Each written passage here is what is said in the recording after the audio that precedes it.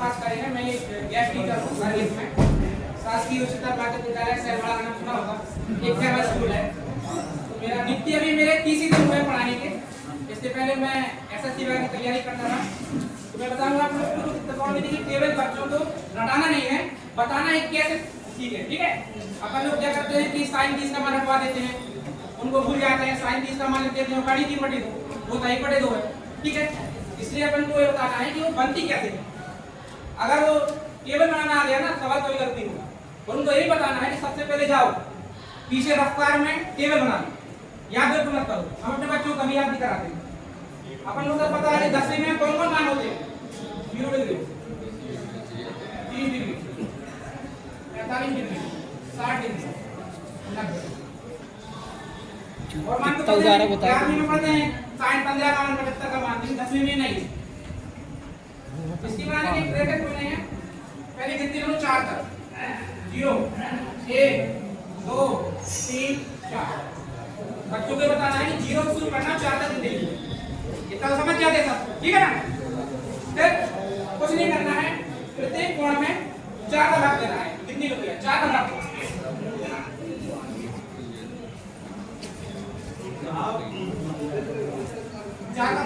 बच्चे का भी कर लेंगे, 10वीं में तक पता ही नहीं आएगा तो फेल हो जाएंगे।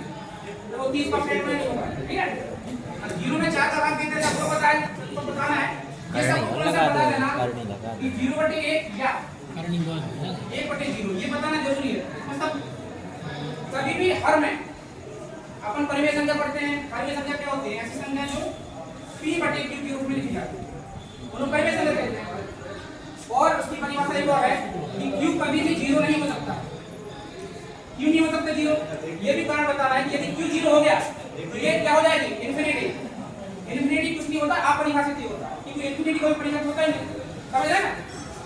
और क्या होना चाहिए? और है, इतना बस नहीं है, pu की क्या होना चाहिए? ये इससे एक्सप्लेन करो कि क्यों होता है 0/1 इन्फिनिटी, क्योंकि ये परिमेय संख्या नहीं है, ठीक है ना? इसलिए 0/1 क्या होता है? 0 होता है, और 1/0 हमेशा इन्फिनिटी, ठीक है?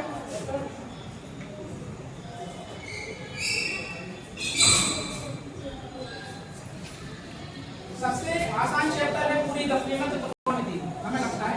सबसे बड़ा लगता होगा अलग, हमें सबसे सरल त्रिकोणमिति, सबसे सरल चैप्टर 10वीं में त्रिकोणमिति है, उसमें कुछ है नहीं। ये तो हमने बताया, किसी भी संख्या में 0 भाग देते हैं, 0 में किसी भी संख्या का भाग देते हैं 0 होता है। 1/4 होगा, 1/2 होगा, 3/4 होगा और 1 होगा, ठीक है? अब सबका वर्ग देखो, 0 1/4 का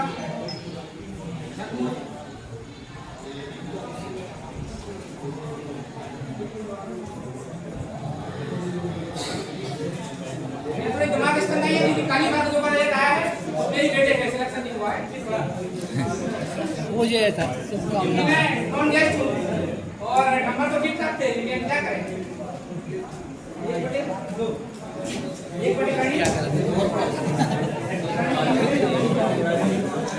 ठीक है, चर्चा क्लियर है? ये क्या है? ये साइन थीटा का मान है। साइन 0 का मान 0 होता है, साइन 30 का मान 1/2 होता है, साइन 45 का मान 1/2, साइन 60 का मान 3/2 और 90 का मान 1, ठीक है? अब बच्चे इतना कर लेंगे तो साइन थीटा का मतलब याद ही नहीं करना है। क्या है साइन थीटा का मान?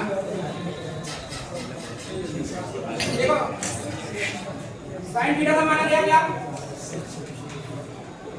0 1/2 1/2 3/2 ठीक है?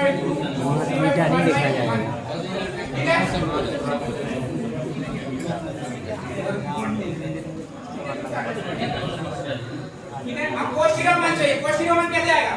कुछ नहीं करना, बच्चों के लिए बता दो, वहां से चलना चालू करो, वहां से एक पहले यहाँ आएगा, फिर क्या आएगा? √3/2, फिर 1/√2 1/2 और 0, ठीक है? sin थीटा cos थीटा बना लिया। अब tan थीटा कैसे निकालो?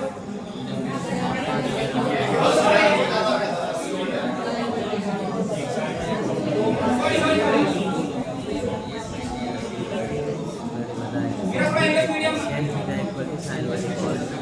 ठीक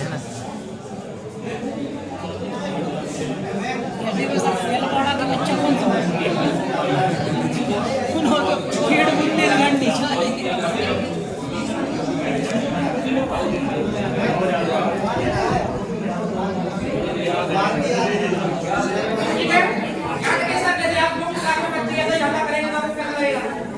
आप लोग को उठा के बाहर बाहर कर देंगे हैं? आप लोग हमसे बड़े हैं तो आपको बोल नहीं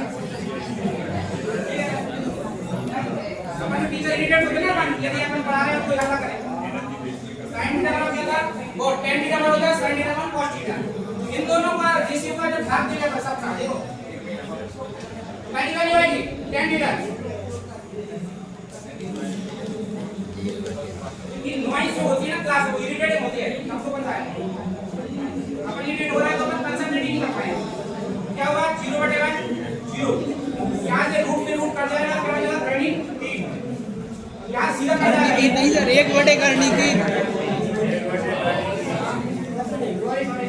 पूरा काम नहीं कर रहा है